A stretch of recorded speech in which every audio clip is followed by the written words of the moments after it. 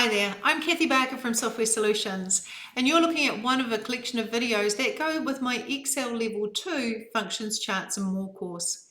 This particular video, I want to take you through the topic of protecting your spreadsheet so that others don't screw it up and therefore you're left to fix it.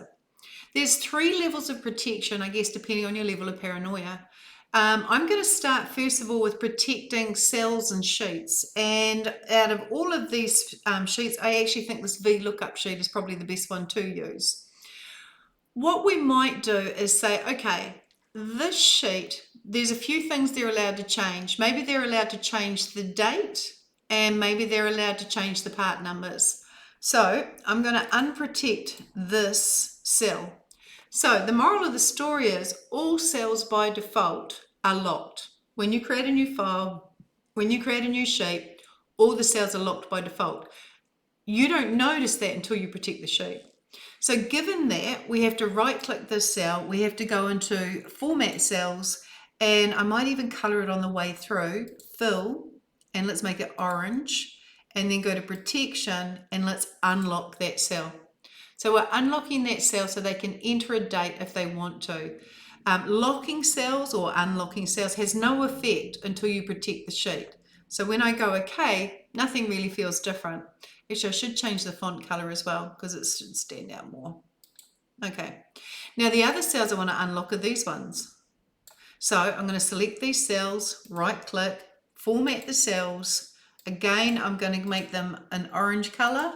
Just makes it easy for people to identify the cells that they are allowed to change if you've colored them a certain color. And I'm going to go to protection and I'm going to unlock those cells and OK.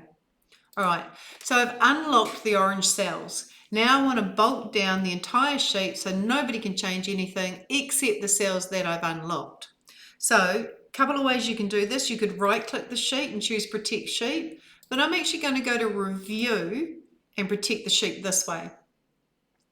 When you protect the sheet, Microsoft have failed to mention that a password is optional. You don't have to put a password.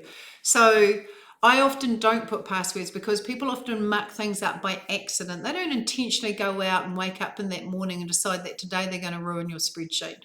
They don't intentionally go out wanting to destroy what you've done. They usually accidentally do it. And so I don't necessarily have to worry about a password. I just want them to stop them accidentally screwing up the spreadsheet. But today, just for demonstrative purposes, I'm actually going to put my initials in. It is case sensitive, so just double check that you've got your caps lock off. And I don't want them to be able to select any locked cells. I only want them to select the unlocked cells, which are our orange ones. So you have the ability in here to say, look, I want to make it that they can only select the unlocked cells. I want to make it that they can use filter, but they can't delete rows. They can insert rows, but they can't delete columns. You know, you can tick things and untick things. So I'm going to go OK. Now, because I did put a password, it wants me to confirm that the 2 little circles that I typed are what I thought I typed. So I'm just going to put my initials again in lowercase and OK. This sheet is now protected. I can tell because this says unprotect sheet.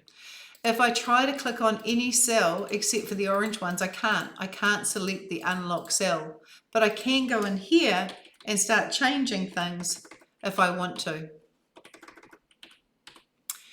All right, so they can select, even if I arrow, the arrow will just keep cycling through the orange cells. So that might be enough. That might be all I have to do, but I have to do that to each sheet. Mark the cells as unlocked and protect the sheet. Why would you protect the workbook? That's the second tier of protection. The reason you'd protect the workbook is to stop somebody from right-clicking the sheet and deleting the sheet, protection and all. To stop somebody from renaming the sheet so nobody can find it anymore. To stop people from moving it to another file and then not saving the other file, or to stop them from hiding a sheet. The reason you protect the workbook here is to protect the structure of the workbook and stop them from being able to do these things. So I'm going to go now for the second level of protection, protect workbook. And now Microsoft says it's optional, but it's optional in both cases. I'm going to put my initials in again and OK, and initials in again and OK. And it really does take just a few seconds. And now if I right click VLOOKUP, I literally can't delete that sheet. I can't rename that sheet. I can't move it. I can't hide it. The structure of the workbook is intact. But there's a third level of protection if you really want to take it to the next level. And you don't have to employ all three. You choose which ones you want to employ. But the third level of protection is I might decide that I don't want anybody to be able to open this file unless they know the password. Or I do want them to be able to open the file, but they're not allowed to make changes to the file unless they know the password.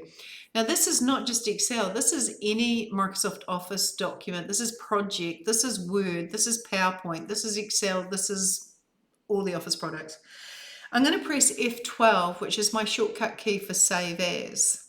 And when you go F12 and Save As, you have a Tools button in front of your Save button.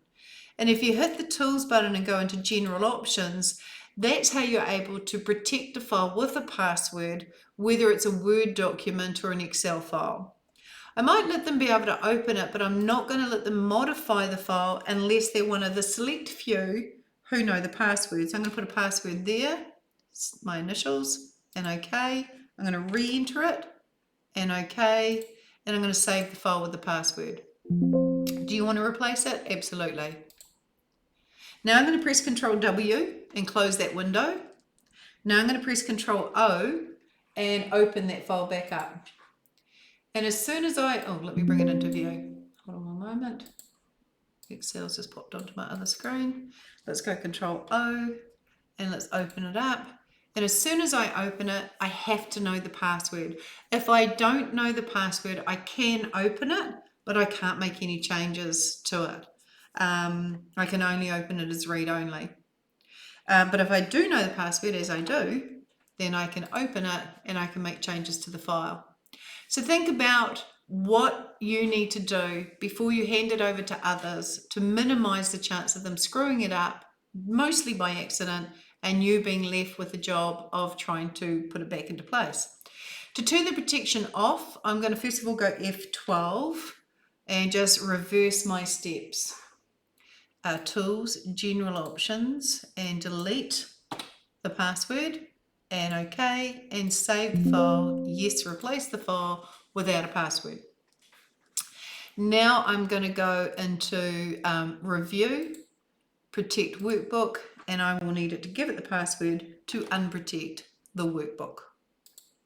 Now I'll go to Protect Sheet and give it my password to unprotect the sheet. Now I might select all the cells, so I click above row 1, right click, Format Cells, and I'm going to lock them all again so they're all back to being locked, and OK.